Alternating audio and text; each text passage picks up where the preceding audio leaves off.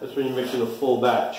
You'll be using. Yeah, you can go as In my mind, the way it's spelled out in the guide, 30 ounce is 30 square feet. That's a full. When you fill this gun up, a full batch. Full batch, yeah. And then you can go like a half batch, or a smaller amount. Half batch, quarter batch, and you just 8 batch, measuring them.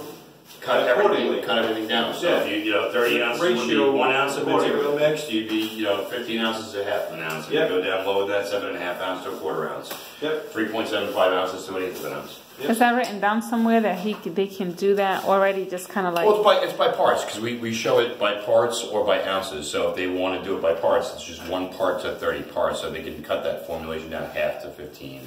Okay. Yep. That's pretty standard for paint. Go ahead and put these on the side.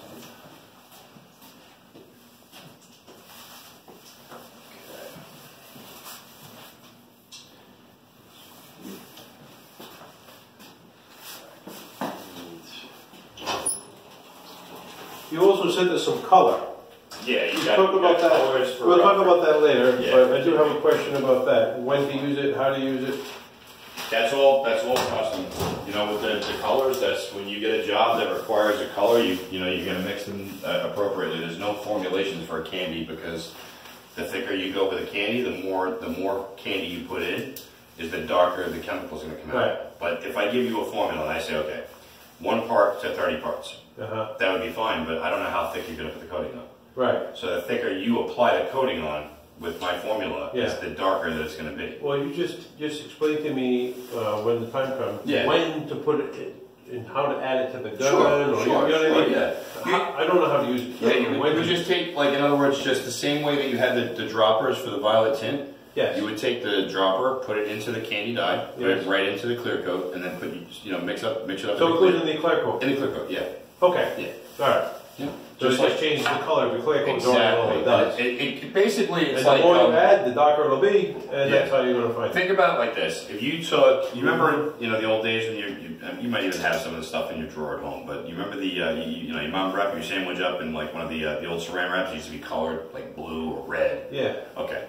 So if you took a red or a blue saran wrap and you put it over a brand new piece of chrome, you would have colored chrome, right?